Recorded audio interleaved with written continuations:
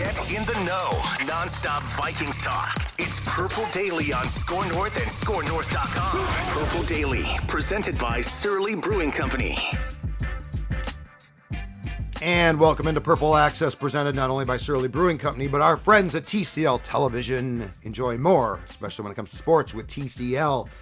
Purple Access is Zolgad, executive producer Declan Goff, and of course my buddy, Star Tribune sports columnist Chip Scoggins, who is here to hear me try and grumble through this with my Patrick Royce, by the way, voice. I'm writing Patrick's book again here. Yeah. So 1876. in 45, Richard Royce. All right. Cheering in the press box. Have you been screaming at the teams from the press box? You know what? It's screaming at the TV, screaming in the press box. It's no coincidence that I completely lost my voice Monday night while at the Spurs-Wolves game. Boo! What the hell are you guys doing? And the Wild's been driving me crazy, at least. And so anyway. Yeah. All right. Vikings are 5-1. They return from the bye with 11 games left Sunday against the Cardinals at US Bank Stadium. What is your current state of the Vikings and confidence that this team can continue? I would say it's a record success because some of the play has been very mixed, but what is your confidence in this team right now? I think high, for the simple fact is I don't think they're anywhere close to where they can be. I think it's great that they're winning and they're finding ways to win, but I do think that they will I think they'll start to play better. I think the offense will find more rhythm. I was looking at the other day I think Cousins is on pace for his worst statistical year as a starting quarterback in like every category, basically. Yeah. I'm not saying he's going to jump up and have his best in the second half of the season, but I will be surprised if he doesn't start to play better and more like we're used to statistically seeing him play. And so I think this team has a ton of room for growth. And I just look at the teams they're playing, Judd, and the quarterbacks. Yes. I mean, we talked about it before. This is one of those years where it's lining up where the quarterbacks and the teams, you're catching them at the right time. And the quarterbacks are falling. The opposing quarterbacks are falling. It's incredible. Sam Ellinger's now going to start for the Colts. Yeah. It's I mean, you look around them, it's like there's so much like crisis and disaster in the NFL. Some of these teams and the Vikings like, yeah, we're not playing that great, but we're 5-1. Yep. But they do, they obviously have to clean up stuff. And every time you hear O'Connell talk, it's about, what are their tendencies? Why are they, kind of not firing on all cylinders? How are teams? Don't you get the sense when you hear him talk that teams are defending them differently than what he thought they might? Yes, a little bit, for sure. Well, okay, that brings up a really intriguing point, too, because I think it's twofold. And I want to talk about the trade deadline, which is approaching on Tuesday. Here's one thing I think that is a problem that he didn't foresee. And we've talked about this quite a bit on Purple Daily as well. And it's this. I think what he didn't expect was, I think he didn't realize how much Thielen has slowed down. So it's not that he's a bad player, but he's slower. And one thing that we've been talking about is, and they certainly have been making calls on other vertical threats at receiver. Because I think part of the issue with Jefferson is he's the only guy that you have to really worry about going downfield. Yeah. And it's not that Thielen's not good, but I think there was a perception he was going to give them more in the vertical passing game, and they've learned that's not going to happen. Well, yeah, I mean, you need that speed burner that's going to give you that, threat to take it up, over the top. And I just think Thielen's probably skill set has changed to where it's still good, but it's just a different, not that he was ever like a speed burner anyways. I mean, his route running is what got him open a lot, but Judd, how much wiggle room do they have with their cap situation? I mean, I know if you're trading, it's easier to do it that way. But do you think they're going to do something significant or be able to do something significant in terms of the trade? And what would you, when you start looking at, okay, who's there that you might want to get rid of? I mean, what's your assets? Alexander Madison as a No, second I think running it'd be back? draft picks. I think they would trade draft picks and then restructure Kendricks, O'Neal. Yeah. Like that's what you could do. But if you're looking at a competitive rebuild, are you wanting to start giving away draft picks? But here's the problem. It's a Oh, competitive rebuild that's got you to 5-1 in the rest of the conference. Isn't that good? Aside from Philadelphia. And that's the thing. The conversation's changed. It's kind of like with the Twins at the trade deadline. Well, we weren't really expecting to contend. Well, you are. Correct. Here you are. So do you? It's a tough thing because I know these guys are going to want to retool this roster after this season. Yes. And if you start giving away draft picks to try to do something this year, I'm always in the camp of go for it. Forget about the future. Go for it right now. I don't know where Kwesi and this regime feels about stuff like that. If they were 5-1 and had played bad teams, which they have played some bad teams. Yeah. But let's say Eagles are good, and they are. Let's say just for the sake of this example, the Saints were really good, and San Francisco. I might be like, okay, we're off to a good start, but the reality is this: like a competitive rebuild has been turned on its head because you did want to be competitive, and now you're very competitive, in my opinion, with every team but one. And if you can just get to that team, it's football. There's a chance that you can upset that team. So this is really interesting to me. Yeah, especially when you look at the NFC, it's like, Philadelphia stands out above everybody, obviously, and then they just made a big trade to get Robert Quinn and bolster that defense. It's a great trade for them. I mean, they're going all in, and that's a good team, man. I mean, it's funny, the more you watch them, that early on we're like, hey, was it just the Vikings played bad, or are they good? And I wasn't sure. No, they're legit. They're good. So yeah, I mean, you could definitely add another playmaker to that offense, and I think that would help. But I think more than anything, it's just, finding a rhythm and consistency that is just not. And at times it's there, so it's not like we're not seeing any. Like it's weird, Joe, because there'll be drives where it's like boom, boom, boom, boom, boom. They just go right down the field and they score. And like, okay, this makes sense. They'll come out scripted plays, whatever. Yep. It's the lulls that are like a quarter or 2 quarters where you're like, God, this offense isn't doing anything. Mm-hmm. That's what I think you have to figure out, because I think we're seeing it, but it's just not consistent. That Dolphins game was so intriguing, and offensively it was bad. But I mean, what, like 10 3-and-outs? 3-and-outs, Judd. That's remarkable. 10 3-and-outs. I mean, punter was the special. How many times is the punter the special teams player of the week? Is normally a kick returner, right? We would have torched Zimmer for this. We would have absolutely torched him. Your offense sucks, buddy. What are you doing? But yeah, you're right. It's been really weird, and I think that the hope of progression is still there, very much so. But yeah, you're right. Like, it's a weird year.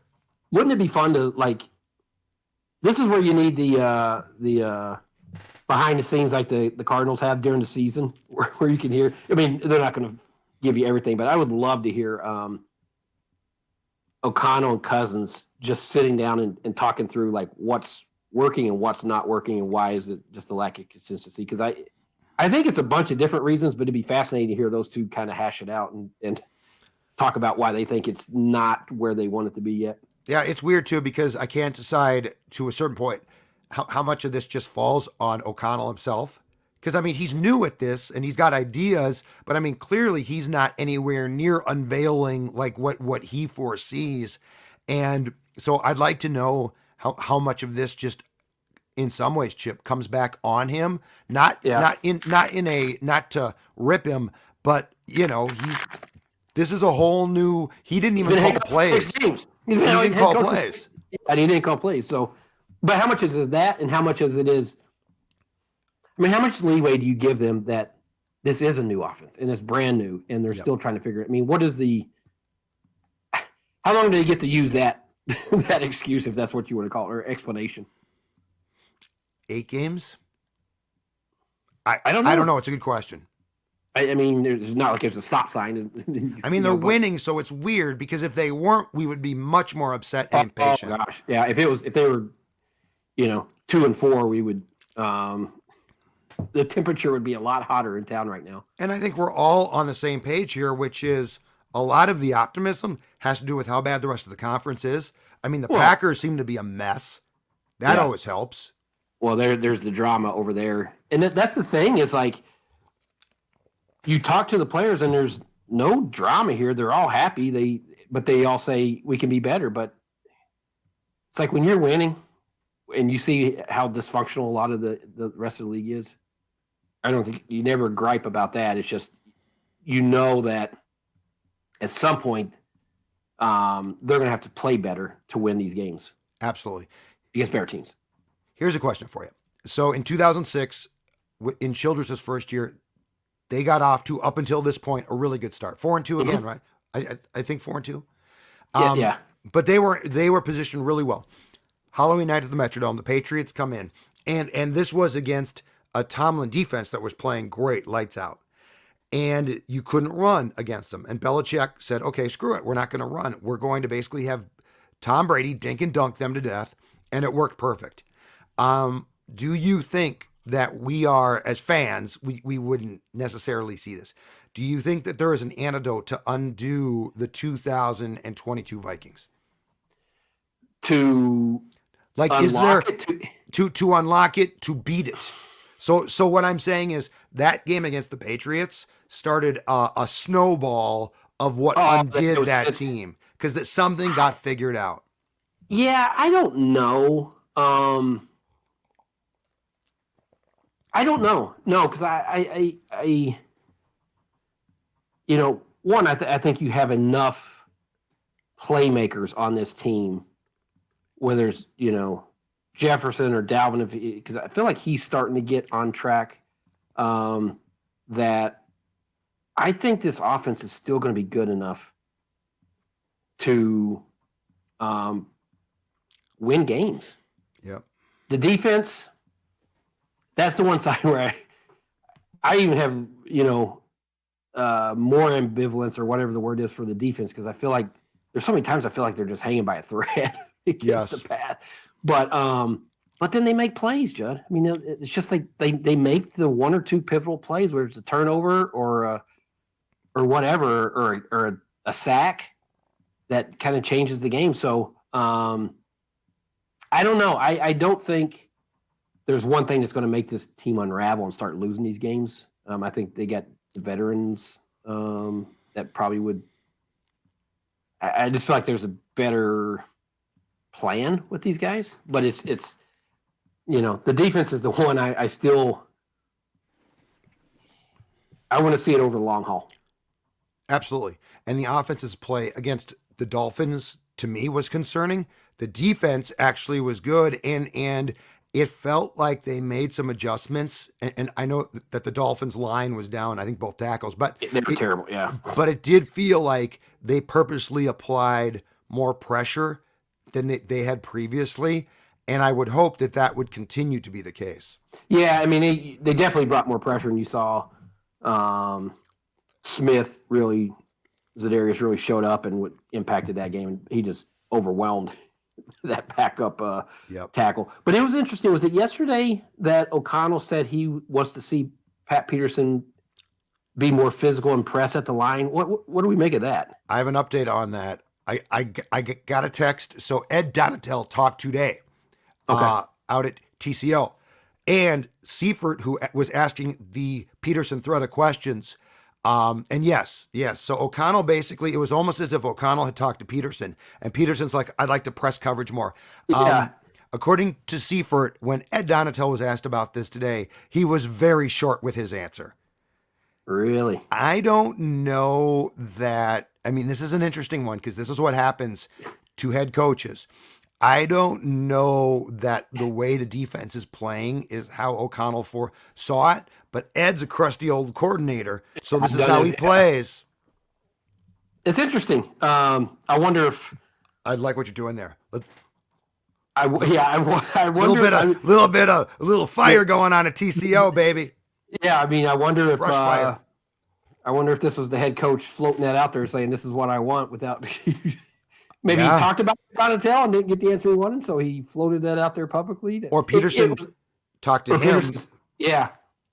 Yeah. I mean, and that's the thing, because it just feels like too much time. They just sit back and, and I know Donatello bristled at the shell concept after was it week 1 or week 2 and Aikman kind of torched him for it. Ed Donatello. That was my favorite line someone came up with, Ed Donatello. It's not mine. It's great. But it just feels like, there's too much of that. But I did like, he saw an opening against Miami, vulnerable offense line. Teddy was, not mobile. He was reacting slow, so you put pressure on him. Let's see what happens Sunday with Kyler Murray, because we've seen what happens when we've faced mobile quarterbacks when they face mobile quarterbacks before, and you have to your secondary has to cover for 25 seconds while he runs around in the backfield and dodging pass rushers. You're right. So it'll be a big test for him. How confident are you the Packers are pretty much dead? Yeah,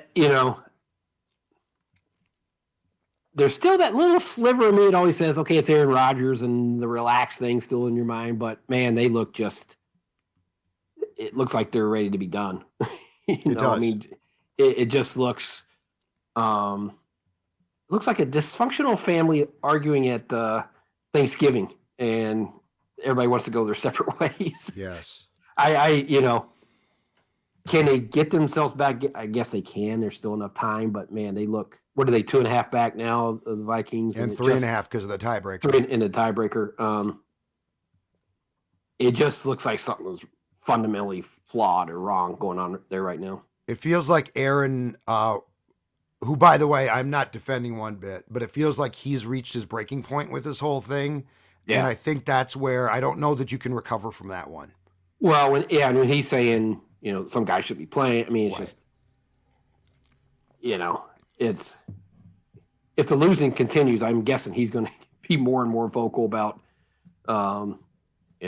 blasting the personnel that they put around him. And so, and he's blasting LaFleur then, really, and the GM. It feels like the end, doesn't it? Of his time there, and it could be but we've also seen him pull it together and get on a run. So I don't. There's part of me that thinks that they don't have the personnel to do that. Right. But I agree with you. And but Aaron Rodgers is, and he's also playing like a guy who's lost his patience. Like he's making some dumb throws for him. Yeah. He doesn't make those.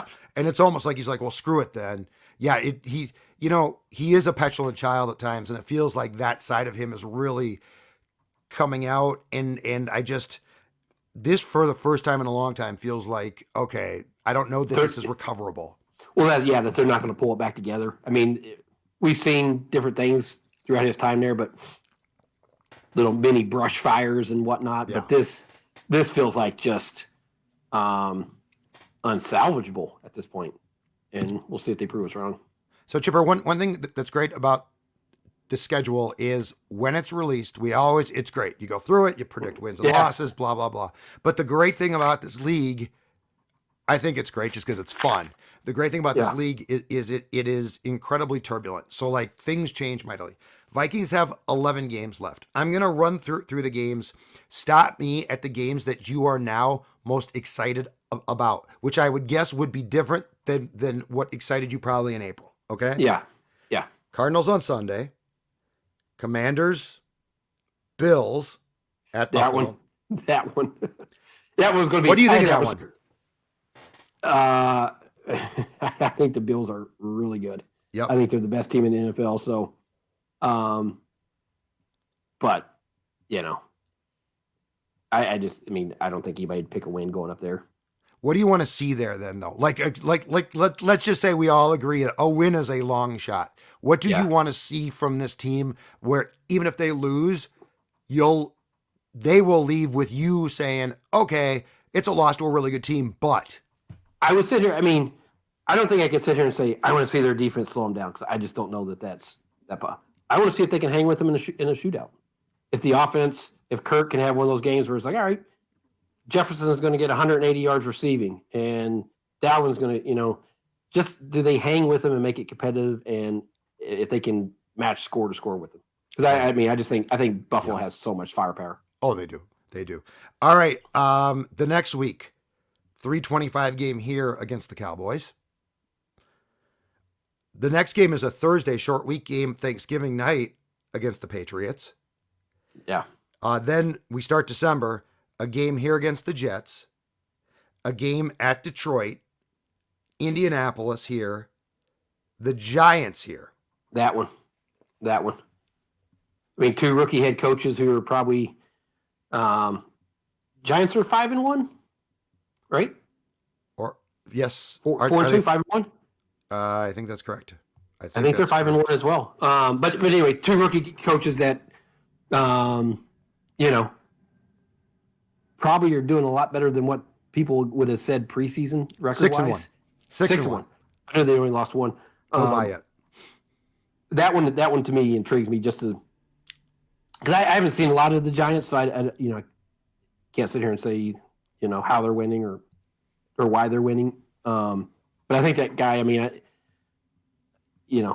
obviously come from Buffalo and what he did there with their offense, and I think he was highly respected. So that game right there, to me, it is really exciting and intriguing all of a sudden. I dismissed that when the schedule came out. When it came out, I'm like, Christmas Eve against the Giants. What a dud! What a complete dud! And I'm with you now completely. I am like really excited to see those teams play. And just to be clear here, Kirk Cousins is better than Daniel Jones. Okay, but it does feel like both coaches are raising the QBs up to not statistical success, but winning success.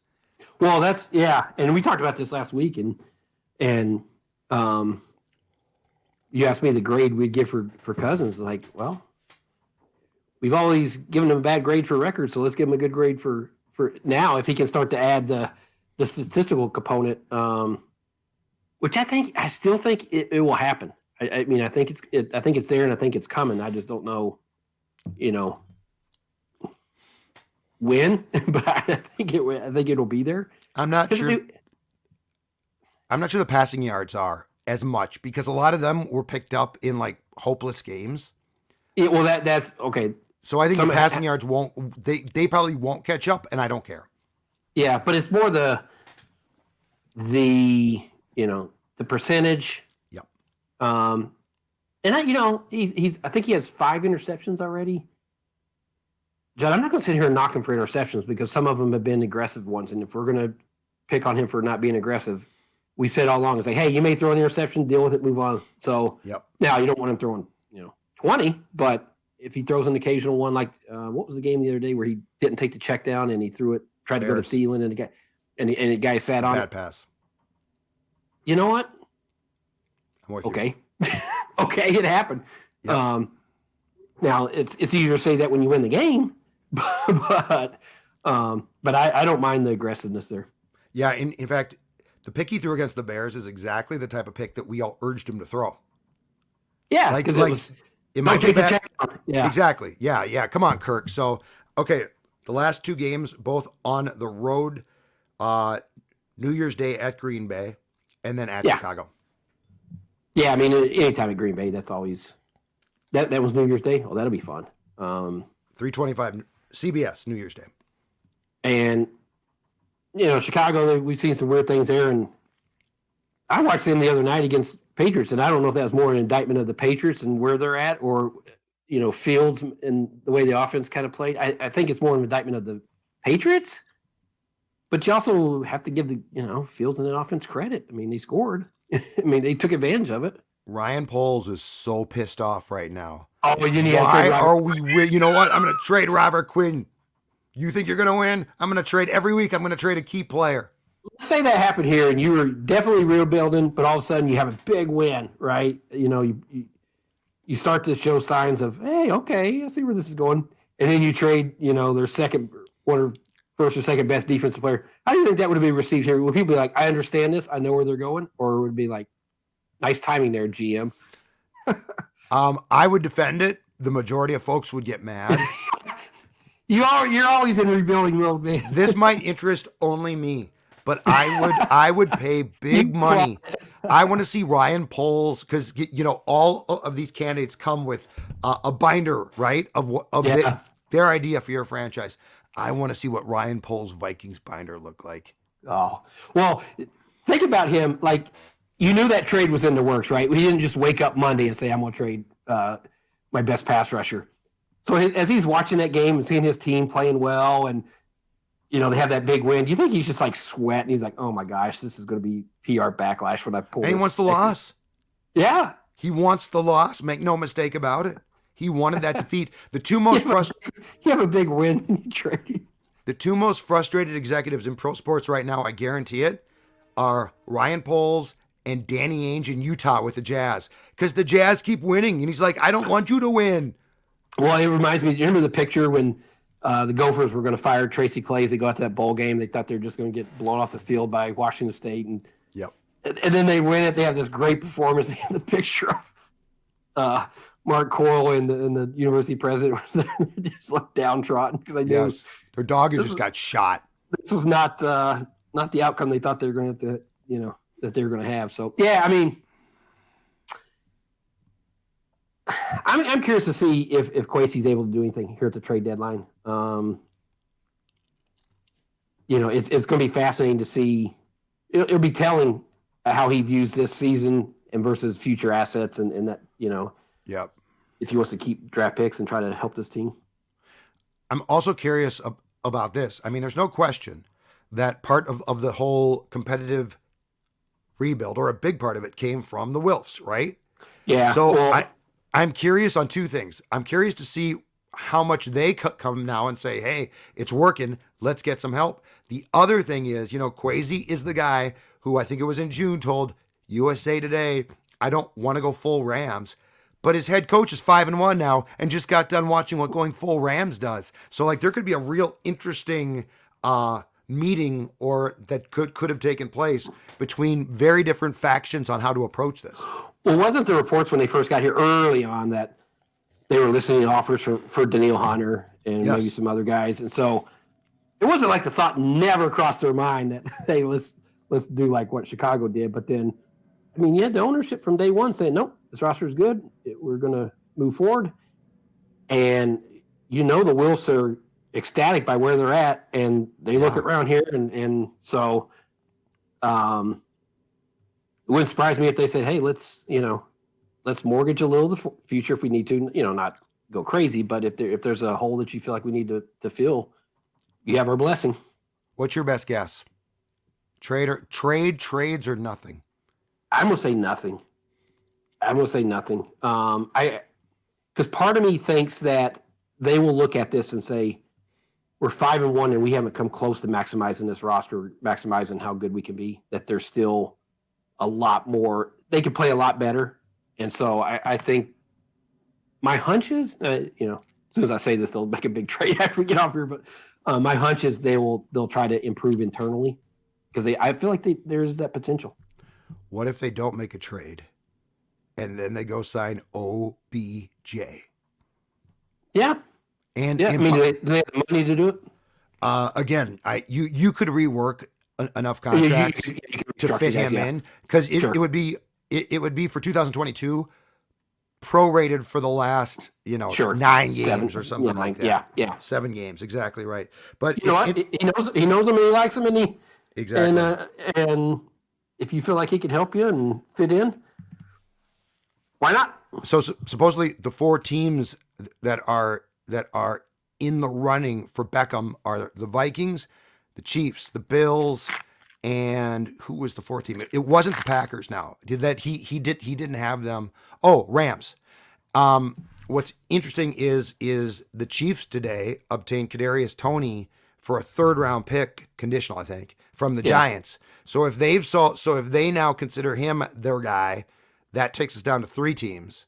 Yeah, and it also opens up the potential trade market with the Chiefs out of it. So it's interesting.